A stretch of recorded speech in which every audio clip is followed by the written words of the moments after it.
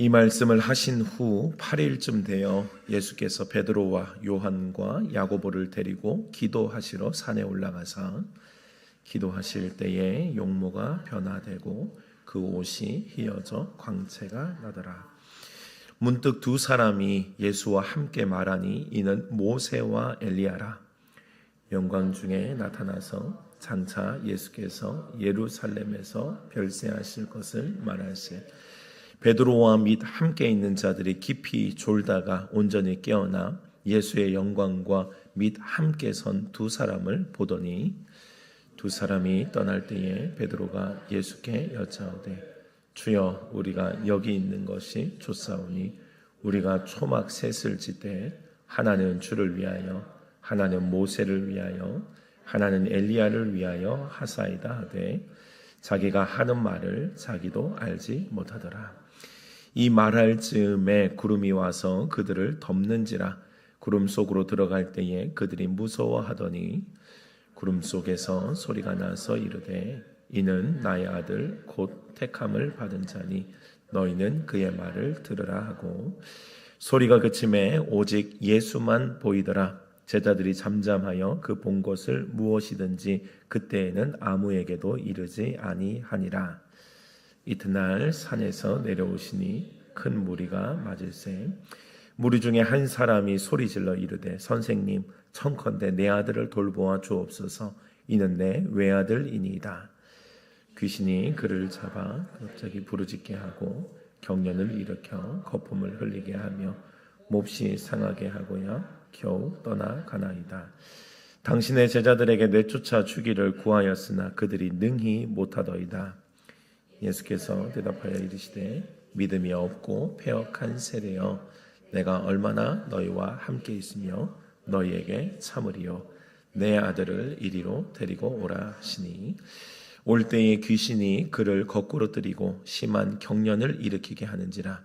예수께서 더러운 귀신을 꾸짖으시고 아이를 낫게 하사 그 아버지에게 도로 주시니 사람들이 다 하나님의 위엄에 놀라니라. 아멘. 우리나라 기독교는 아펜젤러 선교사님 또 언더우드 선교사님과 같은 우리 선교사님들께서 복음을 전해주신 나라입니다. 참으로 감사한 일이죠. 우리 1885년 4월에 언더우드 선교사님 그리고 아펜젤러 선교사님이 또 우리에게 복음이 본격적으로 전해집니다. 그래서 한국교회는 그래서 올해가 선교 140주년을 맞이하게 됩니다. 많은 나라들 중에서 어찌 이렇게 작고 반으로 또 이제 조각나 있는 이 나라에 하나님께서 복음을 전해주시고 또 우리에게 이 예수 그리스도의 생명을 우리에게 전달해 주셨는지 너무도 참 기적 같은 일이고 너무도 감사한 일이에요.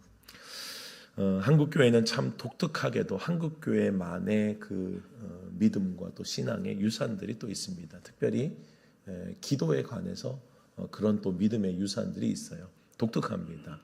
우리는 분명히 유럽에서 이제 미국 선교사님 통해서 이렇게 복음을 받았잖아요. 근데 이렇게 복음을 외국에서 받았는데도 불구하고 우리만의 또 독특한 또 이제 우리들의 문화, 우리들의 믿음의 유산이 또 있습니다. 먼저는 통성기도가 그래요. 통성기도는 선교사님들이 가르쳐 주신 기도가 아닙니다. 우리 그래서 이 기도를 이제 한국에 한이 있다라고 이제 이야기도 하는데요. 한국에 한이 많아서 이렇게 막 소리 내어서 울부짖어 기도한다 이렇게 표현하기도 하는데 유럽에는 이런 기도가 없어요. 통성기도는 우리들은 자연스러운데 외국에서 보면 놀래요. 그래서 통성기도하는 이런 모습들. 그래서 요즘은 이제 유럽에서는 우리가 하는 이런 통성기도를 오히려 이제는 따라하기도 합니다. 이 한국, 코리아 이 기도가 능력이 있다면서 이렇게 또 좋아하고 따라하기도 해요. 또 우리나라의 독특한 기도의 또 문화 중에 하나는 새벽기도입니다. 유럽에는 새벽기도가 없어요. 그래서 목사님들이 목회가 할만하다라고 얘기를 하십니다. 그래서 한국교회 목사님들이 힘든 이유 중에 하나가 새벽 예배예요. 그래서 새벽 예배가 없으면 참 할만하긴 하겠다라는 생각을 저도 합니다. 새벽 예배가 매일 새벽에 와서 이렇게 하는 게 쉽지가 않거든요. 근데 저도 이제 사실 저의 이게 신앙의 저의 또 삶의 패턴에는 좀 안 맞는데 근데 참 이렇게 새벽 예배를 하면 좋아요. 새벽 예배를 하면은 늘 깨어서 주님 앞에 기도하며 하루를 여는 것이 얼마나 또 감사한지 모릅니다. 우리나라는 새벽에 불공을 드리고 또 이제 아침 일찍도 농사일 하러 가시고 그러셨잖아요. 그러니까 이게 사실 굉장히 자연스럽게 아침에 일찍 일어나서 뭔가 움직였던 우리 믿음의 조상들의 또 이제 신앙의 패턴이 이제 복음을 받아들이고 이제 바뀌니까 그걸 누구한테 해야 돼? 이제 하나님께 해야 된다고요. 그래서 사실 자연스럽게 새벽 예배가 생겨날 수밖에 없었습니다. 그래서 함께 모여서 기도하고 또 하나님의 은혜를 구하고 하루를 열고 그렇게 시작을 했습니다. 이러한 기도의 열정은 또한 우리에게는 또 물려진 또 신앙의 좋은 유산이 산기도예요. 산기도. 뭐 외국엔 이런 게 없습니다. 자연스럽게 산기도로 이어집니다. 한참 한국 기독교가 뜨거울 때에 한국의 명산들, 소위 좀 영험하다 하는 산들에는 기도 소리가 끊이지 않았어요. 이것도 사실은 이제 우리에게 중심이 바뀌어진 거거든요. 원래 이제 산에 올라가서 이제 천지신명께 막 기도하고 이랬던 우리들의 습관, 우리들의 또 이제 그랬던 우리들의 문화가 이제 바뀌어진 거예요. 이제 주인이 주님께로 바뀌어지니까 그 시간 그 자리에 이제 주님께 기도하기 시작하는 겁니다. 삼각산 그리고 이제 주기철 목사님이 자주 찾았다고 알려진 무악산 뭐 이런 산들 소위 영험하다고 하는 산들 또 그런 곳에는 이제 많은 사람들이 올라가서 밤새도록 이제 기도하고 그렇게 내려오기도 했어요. 기도의 명산들은 이제 기도원이 있어서 기도하는 것이 아니었습니다. 이후에 이제 뭐 기도원이 생긴 곳도 있지만 그냥 올라가는 거예요. 그냥 올라가서 방석 하나 들고 이불 하나 들고 비닐 하나 들고 올라가서 새벽 이슬은 이제 비닐로 막고 이불로 덮어 쓰면서 그냥 거기에서 나무 하나 이제 붙잡고 기도하는 거예요. 그래서 소위 이제 응답 받으려면 나무 하나는 뽑아야 된다 이런 이제 이야기가 내려옵니다. 그래서 올라가서 나무 하나 뽑을 때까지 안 내려오고 막 거기서 주님과 씨름했던 우리들의 또 귀한 또 믿음의 유산들이 있어요. 우리 믿음의 선배들이 이렇게 좀 무식하도록 기도했던 것은 먼저는 하나님을 향한 간절함이었습니다. 너무 주님 앞에 간절했기 때문에 주님 앞에 그렇게 매달릴 수밖에 없었던 우리 민족이었어요. 그리고 또한 동시에 이것이 또 성경적이었어요. 우리 믿음의 선배들이 봤더니 성경에도 그런 내용들이 우리가 하고 있는 그런 이제 뭐 신앙적인 모습들이 보이니까 더 열심을 내고 힘을 내어서 그렇게 또 기도하셨던 것으로 보여집니다. 새벽 미명에 기도하셨다는 예수님의 기도의 시간, 우리 믿음의 선배들에게는 그것이 우리의 기도의 시간이 되었어요. 그리고 따로 산에 올라가 기도하셨다라고 하는 예수님의 기도의 장소, 믿음의 선배들에게는 자신들의 기도의 장소로 삼았던 겁니다. 그래서 우리에게 좋은 믿음의 전통을 물려주시는 우리 믿음의 선배들이 계셔서 여러분들 우리가 얼마나 감사한지 몰라요. 그리고 독특하지만 그리고 이게 막 정답이다 이렇게 주장하지는 못하지만 그러나 우리에게 주어진 또 신앙의 유산들을 사실 잘 우리가 또 계승하는 것도 우리가 해야 될 일이 아닌가 생각을 합니다. 우리의 이 뜨거움과 지금 많이 식어져 있잖아요. 산기도나 이런 것들은 기도원들이 요즘은 참 어렵다고 하더라고요. 예전에는 그래도 힘든 일이 있을 때 사람들이 기도원으로 올라가고 그래서 기도원에서 또 기도하면서 또 거기에서 또 기도원이 운영이 될 수 있었는데 요즘은 기도원들마다 정말 유명한 곳 몇몇 곳들을 제외하고는 참 운영이 어렵다고 들었어요. 근데 이 믿음의 유산들을 우리 또 다음 세대에게 잘 물려줄 책임이 분명히 우리에게 있습니다. 우리의 믿음의 선배들이 믿었던 것처럼요, 여러분 성경에는 산이라고 하는 공간, 산이라고 하는 장소는 조금 더 하나님과 가까운 곳으로 묘사가 되기도 했습니다. 그래서 하나님께서 모세를 만나 주실 때 특별히 시내산에서 만나 주셨잖아요. 다른 곳에서 만나 주셨고 다른 곳에서도 역사가 있습니다. 그런데 특별히 이제 산에 올라가는 것은요, 이것은 일상과의 구별됨이거든요. 일상생활이 아니라 구별된 어떠한 공간에 가서 거기서 하나님의 임재와 하나님의 은혜를 특별히 경험했던 곳이 바로 산이었습니다.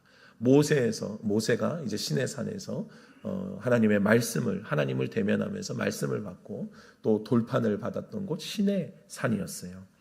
그리고 열왕기상 18장을 보면요, 엘리야가 바알 선지자 450, 아세라 선지자 400명과 총 850명과 대결을 벌였던 장소 갈멜산이었습니다. 그곳에서 엘리야는 하나님의 임재, 불을 경험하게 되는 거예요. 신약 성경에서도 마찬가지입니다. 예수님이 제자들을 가르치셨던 특별한 장소가 있고 거기에 이름이 붙여져 있어요. 산에서 가르치셨다고 해서 우리는 마태복음의 내용을 산상수훈이라고 하잖아요. 산에서 가르치신 주님의 말씀이셨습니다. 하나님과 조금 가까운 곳, 이것이 거리가 가깝다는 것이 아니라 일상과 구별되어 조금 더 주님께 가까이 다가갈 수 있는 곳이었고, 하나님과의 만남과 특별한 하나님의 역사, 임재가 있었던 곳이 바로 산이었다라고 하는 겁니다. 오늘 본문의 이제 변화산도 마찬가지 그러한 장소로 우리에게 묘사가 됩니다. 먼저 우리가 예수님이 제자들을 가르치실 때에 가르침에 중요한 전환점들이 있었음을 우리가 보게 돼요. 예수님께서 이 땅에서 제자들을 가르치실 때에 교육에 분명한 목표가 있었습니다. 그래서 그 목표가 몇 단계로 좀 나눠져요. 그래서 첫 번째 단계, 주님께서 그들을 가르치셨던 교육의 첫 번째 목적이 이제 오늘 변화산 사건 바로 전에 등장을 합니다.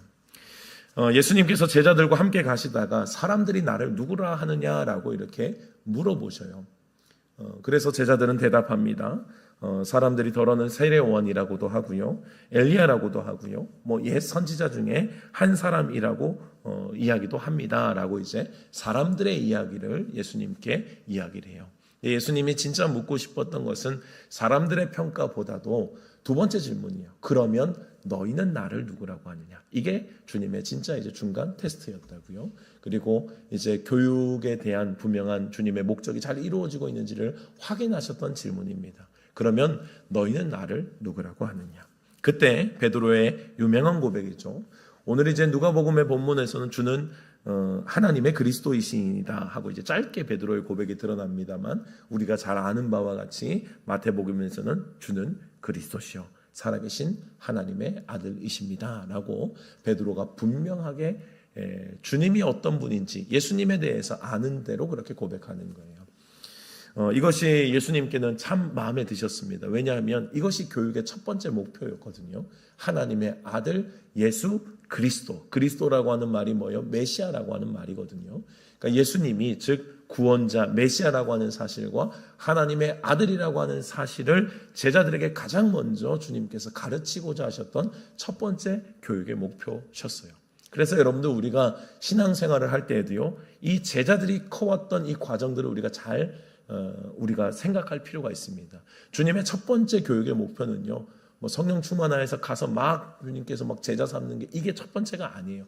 물론 한순간에 동시적으로 이루어질 수는 있습니다. 그렇게 뜨겁게 주님께서 그것을 이루시는 이렇게 쌓여있던 것들을 통하여서 나의 믿음의 많은 여정들을 통하여서 그것을 한 번에 하나님께서 이루실 때가 있어요. 그런데 주님의 첫 번째 교육의 목표는 뭐라고요? 주는 그리스도라고 하는 거예요. 살아계신 하나님의 아들이라고 하는 것. 이 사실이 먼저 우리에게서 믿어지는 것이 제자들의 첫 번째 단계였습니다. 주님께서 공생애를 통하여서 그들에게 가르치셨던 첫 번째 목표, 주는 그리스도라고 하는 것, 하나님의 아들이라고 하는 것.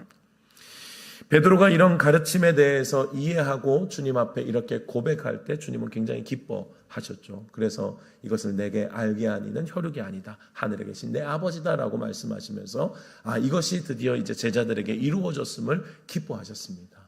베드로가 고백한 것이지만 사실은 거기에 함께했던 제자들 또한 같은 마음으로 고백했음을 우리는 그렇게 이제 성경 안에서 평가를 해요.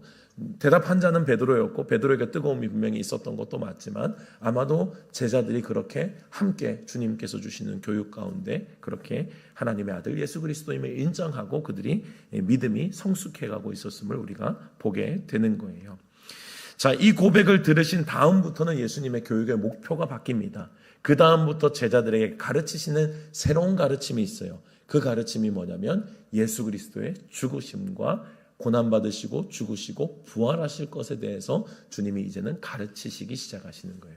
이 고백 이후로 교육의 방향이 이제는 다음 단계로 넘어가는 겁니다. 이제 고난과 죽음과 부활에 대해서 제자들에게 가르치시는 거예요. 그러면 이제는 됐다. 이제는 죽음과 부활에 대해서 가르치고 또 이후에 있을 이제 하는 고난의 사건에 대해서 주님이 제자들을 가르치시기 시작하는 거예요.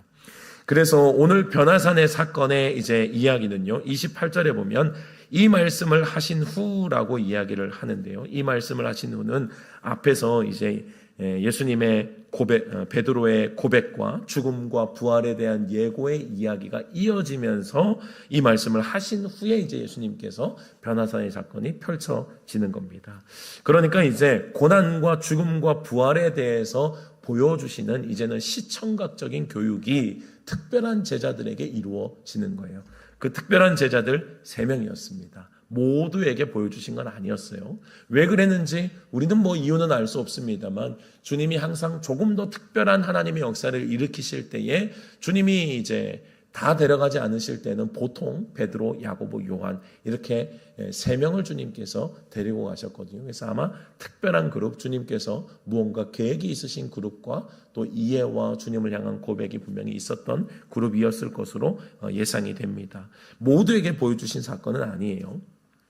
3명의 제자들을 데리고 가십니다. 그리고 그곳에서 변화산의 특별한 장면, 시청각의 교육을 주님께서 보여주시는 거예요. 먼저 주님께서 변화산에 올라가셨을 때 기도하러 올라가셨습니다. 근데 29절에 보면 기도하실 때 용모가 변화되는 거예요. 지금까지의 보았던 예수님의 모습과 다른 특별한 예수님의 모습이 드러나기 시작하는 거예요.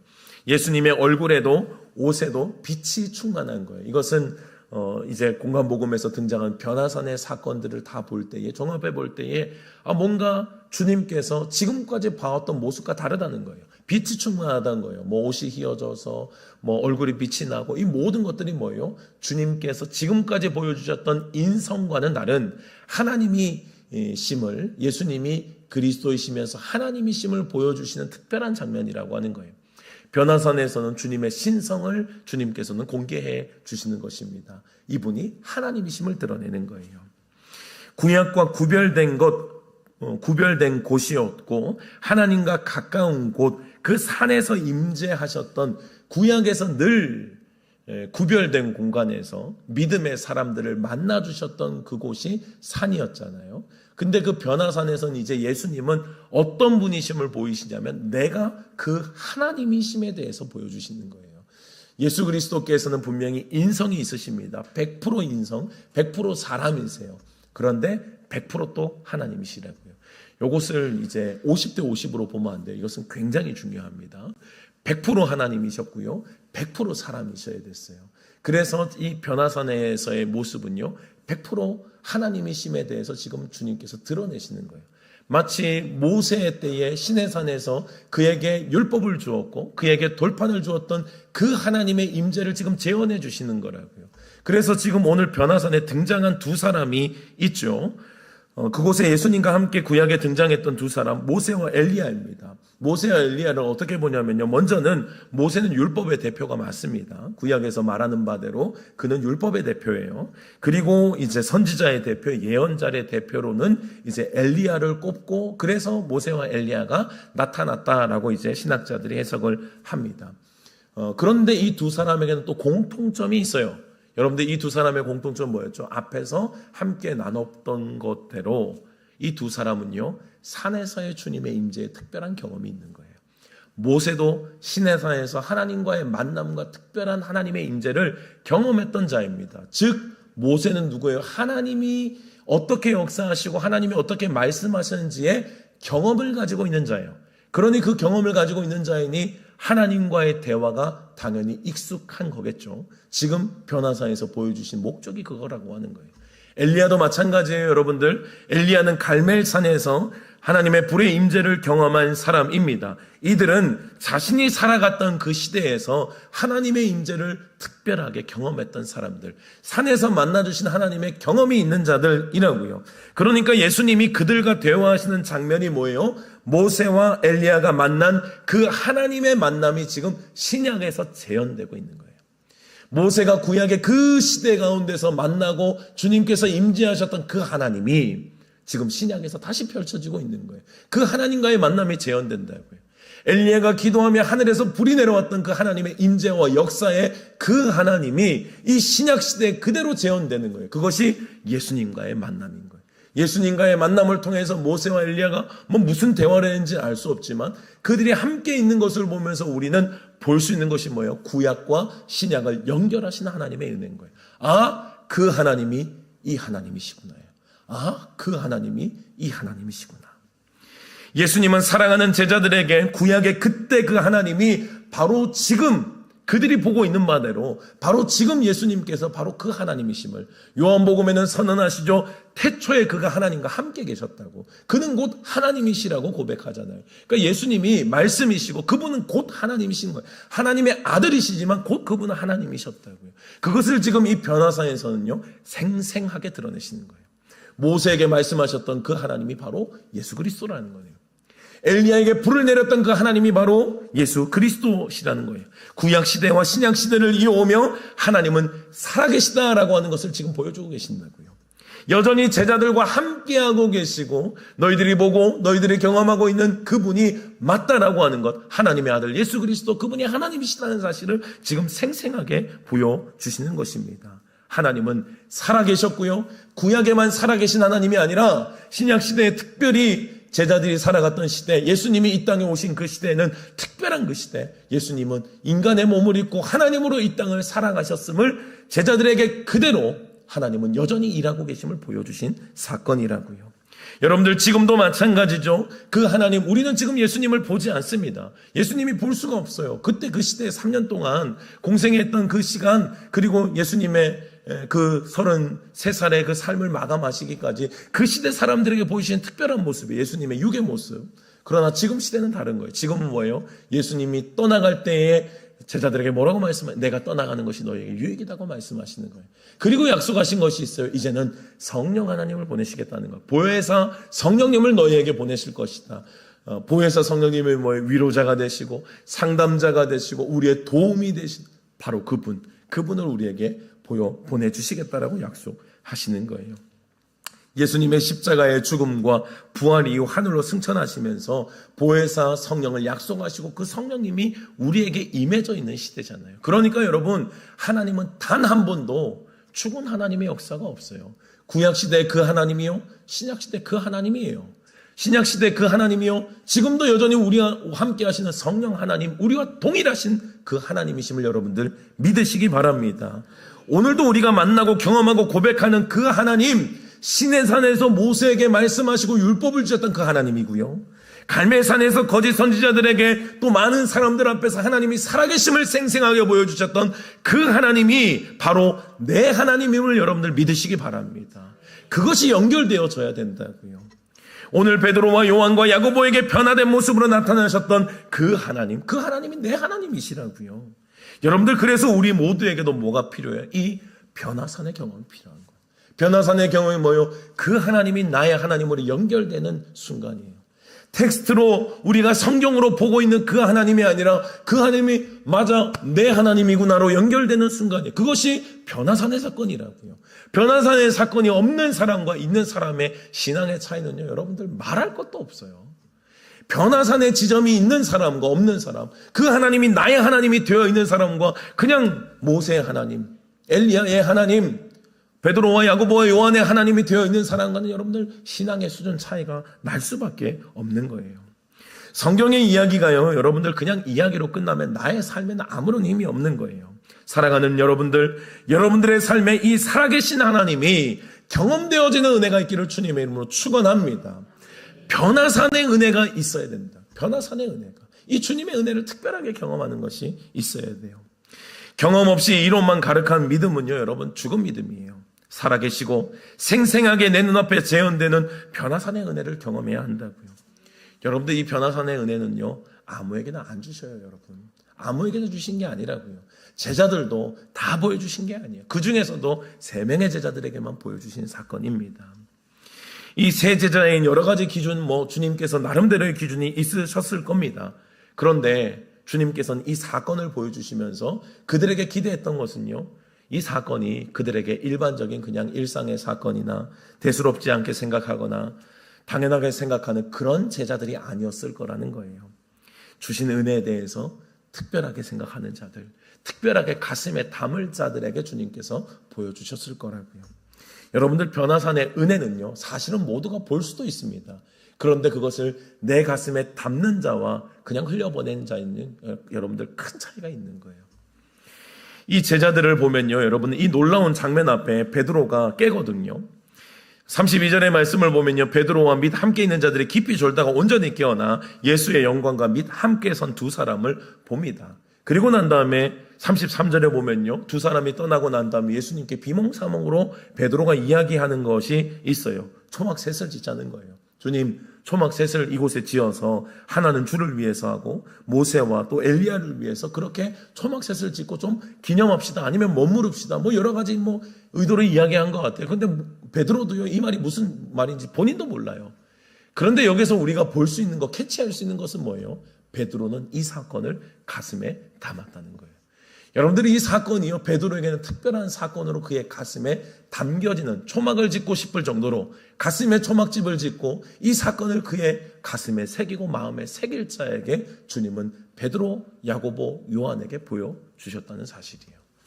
여러분들, 하나님의 은혜는 아무나 경험하는 게 아니에요. 하나님의 은혜는 사모하는 자의 것임을 믿으시기 바랍니다. 적어도 베드로의 가슴에 이 놀라운 사건이 새겨졌던 것처럼요, 하나님의 은혜에 뭐 그럴 수도 있지 뭐, 원래 그런 거 아니야, 그냥 흘려보낼 자는요 봐도 새기지 않고요 보여주시지도 않아요.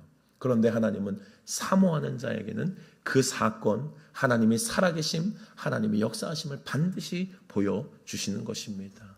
지금 살아계시고 역사하시는 구약의 하나님이요, 여러분들 지금도 살아계셔요. 그 하나님을 사모하는 자에게, 그 하나님을 찾는 자에게 주님은 여전히 공개하고 계시다고요. 이 변화산의 하나님을 여러분들의 삶에 경험할 수 있는 은혜가 있기를 축복합니다. 기억하셔야 돼요. 은혜는 사모하는 자의 것이에요.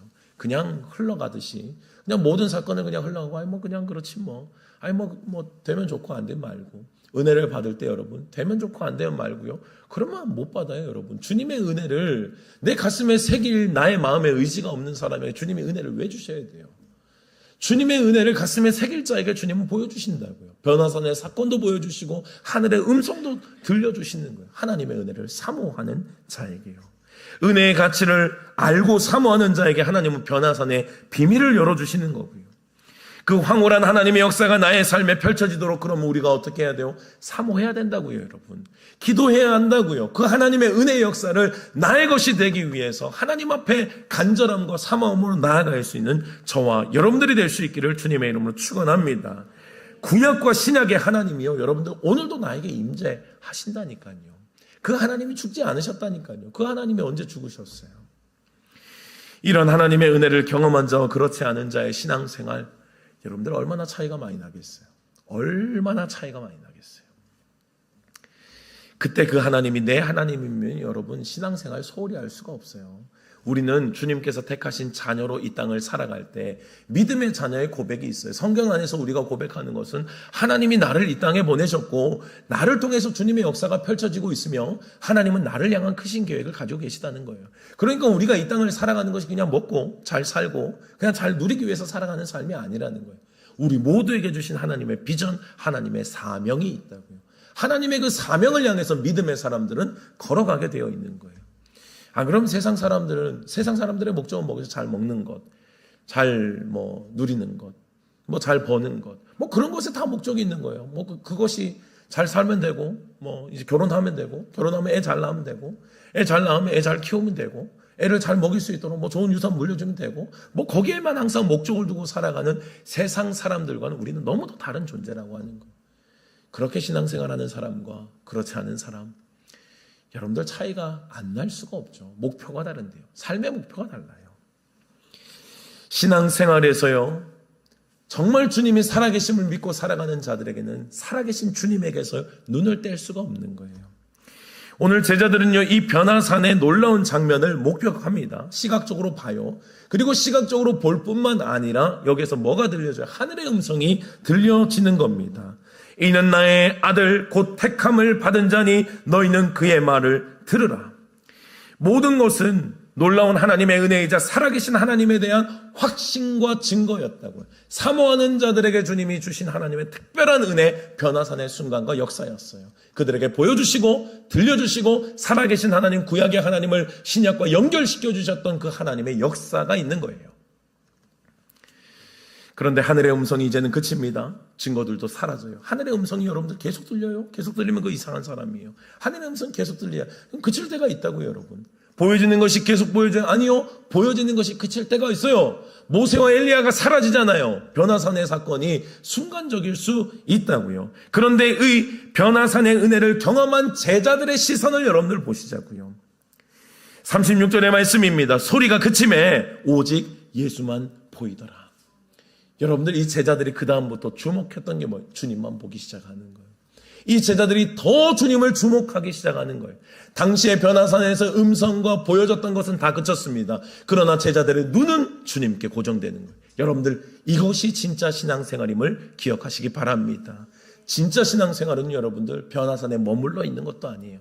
변화산에서 머물면서 환상을 보고 음성을 듣고 주님의 그 놀라운 사건 가운데 젖어있고 초막셋을 지어놓고 거기에서 죽치고 살고 있는 게 아니에요. 신앙생활은 내려가는 거예요.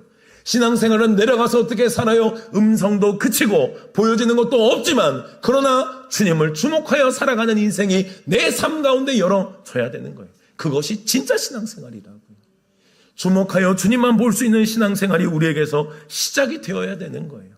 삶에 많은 우리들을 유혹하는 것들이 있습니다. 잘 먹어야 돼, 잘 누려야 돼, 잘 살아야 돼, 자녀들, 모든 환경들, 좋은 거, 세상이 말하는 그 환경과 목적을 향해서 달려가는 자가 아니에요. 이제는 누가 보여요? 예수 그리스도만 보이기 시작하는 거예요.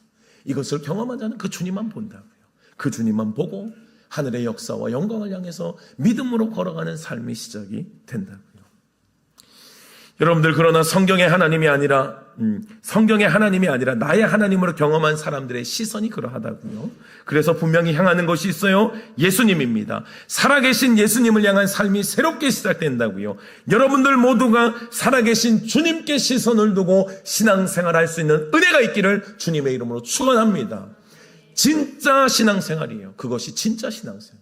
여러분들의 시선에 주님만 있어요? 다른 것들 안 보입니까? 세상에서 먹고 사는 것, 어떤 거, 환경 거, 여러분들 안 보이고 주님만 보이냐고. 진짜 신앙생활은 거기에서 시작되는 거예요. 다른 것들이 여전히 보인다면요, 여러분들 아직까지 신앙생활이 시작되지 않은, 진짜 신앙생활은 주님만 보이는 거예요. 음성도 그치고 환경도 그치고 보여지는 것도 그치고 그칠지라도 그 주님을 나의 목표로 삼고 그 주님을 향해서 달려가는 인생이 되는 것입니다. 성경의 모든 말씀이 참이라면, 모세에게 나타나신 하나님이 지금 나의 하나님이 맞다면, 엘리야에게 불을 내리신 그 하나님이 나의 하나님이 맞다면, 베드로와 요한과 야고보가 봤던 그 하나님이 나의 하나님이 맞다면, 여러분들 우리의 삶의 방향은 달라져야 된다고요. 살아계신 하나님께 시선을 두고 살아가는 거예요. 그리스도인들은 변화산에서만 살아가는 사람들이 아니죠. 내려가야 됩니다. 내려가는 세상 가운데 답답한 현실이 내 앞에 펼쳐집니다. 여전히 풀리지 않는 나의 숙제, 여전히 해결되지 않은 나의 어려움과 근심과 걱정의 문제들이 내 앞에 있어요. 그러나 또다시 넘어지고 무너지는 나의 연약함 속에서도 우리의 시선은 놓치지 말아야 된다. 그 하나님만 바라보고 살아계시고 여전히 나의 목표가 되시는 그 주님을 바라보고 믿음으로 걸어가는 것이 그리스도인임을 여러분들 믿으시기 바랍니다.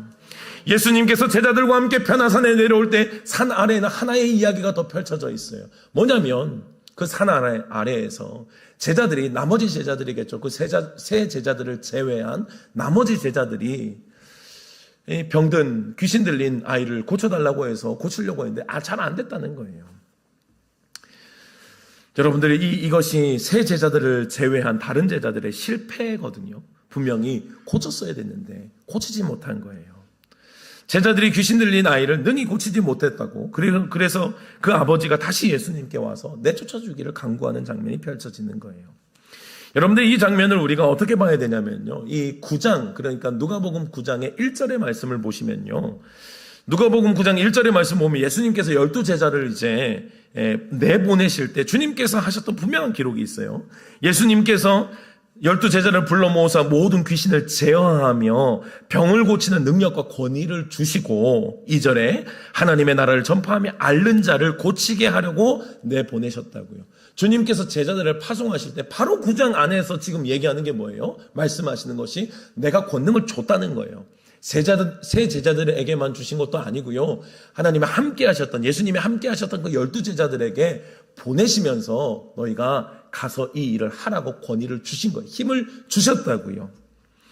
제자들에게 모두에게 부여된 능력이라고요. 그런데 그 능력이요, 지금 이제 변화산에서 내려온 그 순간에 주님께서 봤더니 제자들의 삶 가운데 그 믿음과 역사와 능력이 실제가 되지 않는 거예요.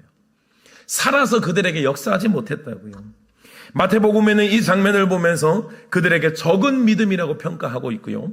마가복음에서는 그들이 기도하지 않았기 때문이라고 이야기를 하고 있습니다. 오늘 본문에서는 믿음이 없고 패역한 세대여라고 말씀하시죠. 같은 이야기예요.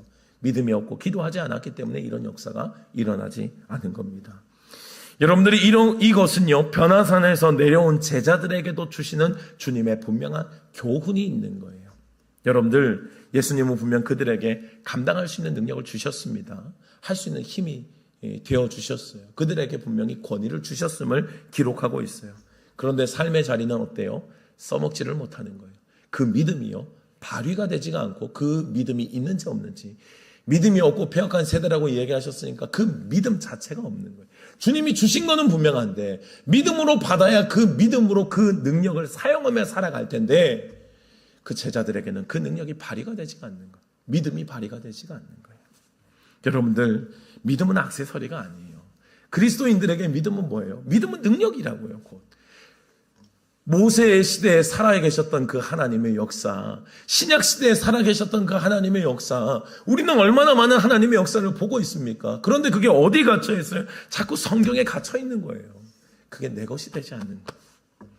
그것이 주님의 역사가, 살아계신 주님의 성령의 역사가 지금도 나와 여전히 함께 하시는 하나님이심을 내가 여전히 믿고 선포하며 살아가지 못하고 있다는 거예요.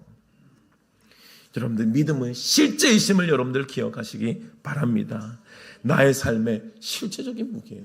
내가 마치 이 앞에 있는 컵을 들고 물을 마실 수 있는 것처럼요, 나의 믿음이 똑같은 거예요. 내가 가지고 있으면 쓰는 거예요. 내가 가지고 있으면 믿음을 쓴다고요. 그런데 없으니 못 쓰죠. 없으니까요. 믿지 않으니까. 그 하나님이 내 하나님이 되어 있지 않잖아요. 그 하나님이 나의 삶의 능력과 실제가 되어 있지 않잖아요. 그럼 못 쓰는 거예요. 내 것이 없으니 어떻게 쓰겠어요, 여러분? 여러분들, 변화산에서 보고 듣고 감탄하는 것에 그치면 안 된다고. 이제는 내려왔으면 변화산 아래에서도 여전히 그 역사와 능력이 나의 삶 가운데 펼쳐져야 될 줄로 믿습니다. 이제는 삶의 자리에서 여러분들 그 믿음을 사용하며 살아갈 수 있는 저와 여러분들 될 수 있기를 주님의 이름으로 축원합니다. 우리 하나님 죽지 않으셨어요. 하늘에서 불을 내리셨던 엘리야의 하나님이 내 하나님이시라고 믿음을 가지고 기도하고 주님 앞에 나아가면 쓸 수 있다라고 말씀하시잖아요. 근데 믿음이 없으면 못 쓰는 거예요.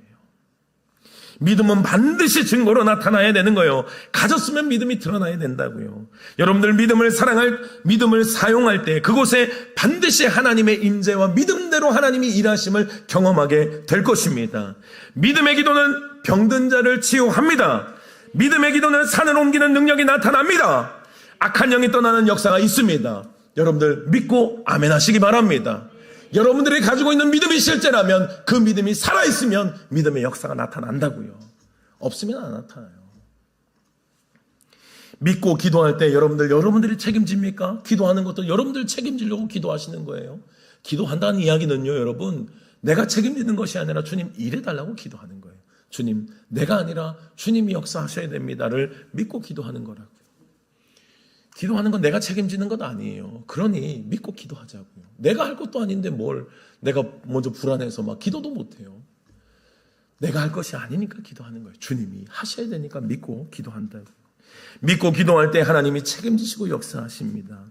변화산에서 기적을 경험하고 하나님의 임재를 경험했다면요, 그 다음에는 이제는 내려가는 거예요. 초막에 머무는 삶이 아니라 이제는 내려가서도 초막에서 변화산에서 봤던 그 하나님의 능력과 역사를 똑같이 변화산 아래에서도 나타나는 삶을 살아가야 한다고요. 믿음의 삶이 그런 삶이라는 것입니다. 하나님의 임재를 경험하고 변화산에서 기적을 경험했다면 이제 그 믿음을 나의 삶에서도 드러내며 살아낼 수 있는 저와 여러분들 될 수 있기를 주님의 이름으로 축원합니다.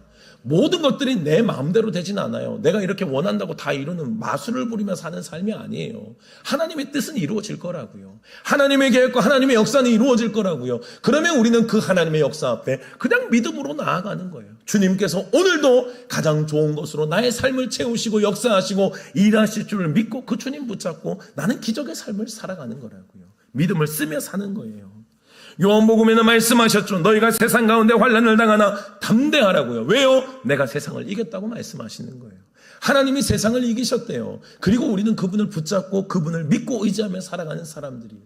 그리고 우리에게 담대하라고 말씀하시는 거라고요. 그 주님 붙잡고 담대히 세상을 믿음으로 살아내는 저와 여러분들 되시기를 주님의 이름으로 축원합니다. 믿음의 삶은 여러분들 그 모세의 하나님, 엘리야의 하나님, 베드로의 하나님, 바울의 하나님, 그 하나님이 지금도 여전히 나와 함께 하시는 그 하나님이시잖아요. 그들에게만 특별한 하나님이고 나는 다른 하나님이에요? 아니라고요. 그 하나님의 능력과 역사가 내 안에서 재현되지 못하고 있는 것은 내 안에 믿음을 자꾸 제한시키기 때문이라고. 여러분들 변화산 아래에서도 우리가 주목해야 될 것을 기억하십시오. 기적은 그칩니다. 소리도 그치고요. 보이는 것은 없어요. 때로는 황폐한 상황 가운데서 실패한 절망 가운데 있기도 합니다. 그러나 그때도 여전히 여러분들 믿음을 잃지 않기를 주님의 이름으로 축원합니다. 그럴 때가 있어요. 그러나 그때도 여전히 우리의 시선은 뭐예요? 주님을 보는 거라고요. 주님을 바라보고 걸어가고 믿음을 사용할 때 주님은 반드시 이 땅 가운데 담대하라고 하셨고 승리하게 하실 거라는 주님의 약속의 말씀을 우리의 삶에, 나의 삶에 이루실 줄로 확신합니다. 사랑하는 여러분들의 삶이 주님의 기적의 삶, 변화산의 역사가 여러분들에게 일상이 되는 은혜가 있기를 주님의 이름으로 축원합니다. 한 주간도 살아갈 때 여러분들 믿음을 사용하십시오. 주님께서 주셨잖아요. 주님께서 기도하라고 하셨고 승리했으니까 걱정하지 말고 걸어가라고 하시잖아요. 주님 보고 걸어가면 되는 거예요. 주님께서 약속하신 말씀은 반드시 이룰 것입니다. 그 주님 붙잡고 오늘도 우리에게 주시는 그 믿음을 회복하여 어두운 세상 가운데 때로는 좌절하고 넘어질지라도 여전히 주님을 주목하며 승리의 걸음을 걸어가는 저와 여러분들이 될 수 있기를 주님의 이름으로 축원합니다. 하나님, 믿음 없는 자로 살지 않게 하시고 믿음 있는 자로 살게 하여 주시옵소서. 주님은 이미 우리에게 모든 것들을 공개하셨고 열어주셨습니다. 제자들에게 그냥 파송하신 것이 아니라 권능을 주어 파송하신 것처럼 어두운 세상을 살아갈 때 이길 힘을 우리에게 주셨습니다. 그리고 이미 내가 승리했으니 걱정하지 말아라고 우리에게 이미 말씀하셨습니다. 구약에 나타났던 모세의 그 하나님, 엘리야의 그 하나님, 신약시대의 베드로와 야고보와 요한에게 또 바울에게 나타나셨던 그 하나님, 그 하나님이 나의 하나님이십니다. 여전히 믿음에 실제로 살아가지 못하는 우리들의 연약함들을 주님 용서하여 주시고 우리가 가진 믿음을 사용하는 자들이 되게 하여 주시옵소서. 그 하나님이 구약과 신약이 연결되었던 것처럼 지금도 우리에게 연결되어 우리에게 계속해서 찾아오고 역사하고 계시는 살아계신 하나님임을 잊지 않게 하시고 삶에서 믿음의 삶을 걸어낼 수 있는 우리 모두가 되게 하여 주시옵소서. 때로는 변화산에선 주님 살아계신 것 같고 주님 역사하시는 것 같은데 변화산에 내려오면 여전한 현실에 부딪힐 때가 있습니다. 들리지 않고 보이지 않고 캄캄한 세상 속을 살아가야 할 외로울 때가 있습니다. 그러나 그때도 여전히 주님이 함께 하심을 잊지 않게 하시고 주님을 주목하며 살아가는 인생이 되게 해 주시옵소서. 세상에 허탄한 것 쫓아가지 않도록 주님 도와주시고 우리에게 약속하신 영원한 세계를 바라보며 하나님의 나라와 영광을 위해 믿음의 삶 꼭 걸어갈 수 있도록 은혜 베풀어 주시옵소서. 한 주간도 살아가는 우리의 삶의 자리들 주님 축복하여 주셔서 여전히 변하지 않는 것 같은 답답한 현실 속에 우리가 갇혀 있을지라도 그곳에서 주님의 얼굴을 바라보며 하나님의 역사를 기대하며 상황은 변하지 않을지라도 믿음은 꺾이지 않는 믿음의 사람들이 되게 하여 주시옵소서. 여전한 세상 속에서도 주님을 향한 믿음으로 시선을 주님께 고정하며 승리하는 믿음의 백성들, 그리고 마침내 승리하게 하실 주님의 역사를 경험하는 우리 모두가 되게 해 주시옵소서. 지금은 우리 주 예수 그리스도의 은혜와 하나님의 크신 사랑하심과 성령의 교통하심이 여전히 변하지 않는 삶의 어려움의 순간 속에서도 변화산의 그 은혜와 경험, 여전히 나에게 살아계신 그 주님을 붙잡고 주님을 주목하며 살아가기로 다짐하고 결단하는 이 자리에 모인 모든 주의 사랑하는 성도님들 머리머리 위에, 가정과 직장과 자녀들 위에, 주님께서 피로 갚으시고 세우신 세종교회 위에 이제로부터 영원토록 함께 하시기를 간절히 축원하옵나이다. 아멘.